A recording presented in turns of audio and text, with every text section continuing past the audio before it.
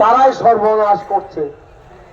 কোন সংগঠন যারাই কাজ করছেন আমরা সকলকে বলবো লক্ষ্যমাত্রা ঠিক করে কাজ করুন এবং এতে কাজ আমাদের অনেক এগিয়ে যাবে।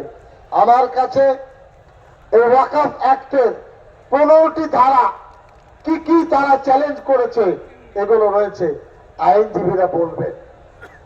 আমি অনুরোধ জানাবো আপনাদের কাছে, একজন উঠে যাবেন না, ঠিক না বেঠিক বলুন? আমাদের আলোচনা শেষ করে যাবেন, দোয়া নিয়ে যাবেন। অনেক কষ্ট আপনাদের, পানীয় জল আমরা দিতে পারিনি, সঠিক বসার জায়গা দিতে পারিনি, নিজের খেয়ে চাঁদা দিয়ে আপনারা কাজ করেছেন, এর সওয়াব আল্লাহর কাছে পাবেন। আল্লাহ রাব্বুল আলামিন এর আজর দান করবেন। जमीयत उलमा हिंद विभ्रांत करे ना। हम लोग किसी के साथ गद्दारी हमारा नहीं है, हमारा दिल में जलन है, जलन। इस जलन को निभाने के लिए आपका सहायता, आपका ताल्लुक, आपकी दुआ और आपकी मदद हमको चाहिए। বুঝতে পারলেন না? এই ওয়াকফের ব্যাপারে রেজুলেশন কমিটির সবাইকে দিয়েছি। আপনারা জেলায় জেলায়, এলাকায় এলাকায় ছড়িয়ে দেবেন যাতে এই আলোচনা গ্রামে গ্রামে পৌঁছে যায়।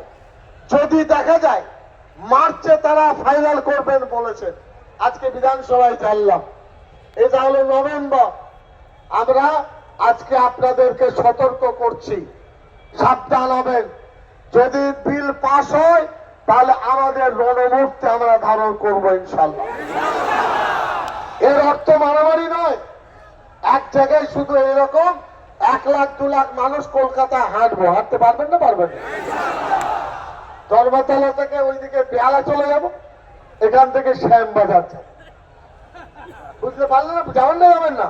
মারামারি দরকার নেই। আমরা বুঝিয়ে দেব যে আমাদের কলমে কালি খাই না। আজ ঐক্যবদ্ধ চেহারা আমরা দেখাতে এসেছি। খবরদার কেউ কারোর বিরুদ্ধে কিছু বলবেন না। আমার কাছে অনেক প্রশ্ন এসেছে, আমি সেই নিয়ে কিছু বলতে চাই না। ইমাম সাহেবদের বলবো, আপনারা আমাদের ছেলে, আমাদের ভাই। আমরা মাদ্রাসা থেকে ইমাম তৈরি করি, আমরা হলাম কারিগর। ইমামরা কারিগর নয়, আপত্তি নেই বলতে। ইমাম আমরা সাপ্লাই দিই। মসজিদকে রাজনীতির আখড়া করতে আমরা দেব না, কথাই বলে গেলাম আপনাদের সামনে। সব ইমাম হন, আপনারা আমাদের সম্পদ, কিন্তু মসজিদকে সিদ্দিকুল্লাহ চৌধুরী টিএমসি লিডার, কিন্তু মসজিদ রাজনীতির আখড়া করা চলবে না। রামকৃষ্ণ মিশনে যান না, বলুন টিএমসি ঝান্ডা লাগাবো, কি বলবে তারা? বলে এসো বাবা, বলবে ভারত সেবার সঙ্গে যান, হবে না। আপনার ইমামতি করুন, বুঝতে পারলে? আর বেশি লোভ করবেন না, তার ইমামতির টুপিগুলো ময়লা হয়ে যায়। আর একটা কথা কি বললাম, ইমামতিটাকে, মসজিদটাকে রাজনৈতিক ভাবে একটা জায়গা করবেন না, সমাজের ক্ষতি হয়ে যাবে, মসজিদের পবিত্রতা নষ্ট হবে। ওরা আমাদের ছেলে, আমাদের ভাই।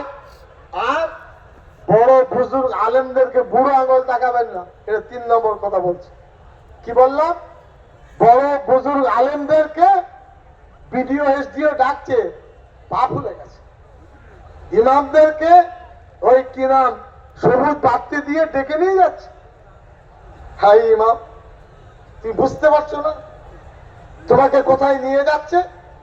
আমি ইমামদেরকে ভালোবাসি, আমার বহু ছাত্র ইমাম, অসংখ্য ছাত্র, তার থেকে বেশ ভালো পড়াশোনা আমি করতে যাই, তো আমার আপত্তি নেই।